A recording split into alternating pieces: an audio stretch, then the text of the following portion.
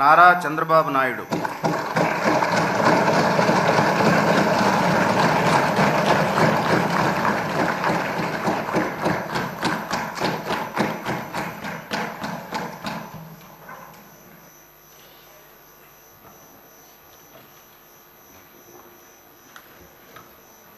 నారా చంద్రబాబు నాయుడు అనే నేను శాసనసభ సభ్యునిగా ఎన్నిక అయినందున శాసనం ద్వారా నిర్మితమైన భారత రాజ్యాంగం పట్ల నిజమైన విశ్వాసం, విధేయత చూపుతానని, భారతదేశ సార్వభౌమాధికారాన్ని, సమగ్రతను కాపాడుతానని, నేను స్వీకరించబోయే కర్తవ్యాన్ని శ్రద్ధాశక్తులతో నిర్వహిస్తానని దైవ సాక్షిగా ప్రమాణం చేస్తున్నాను.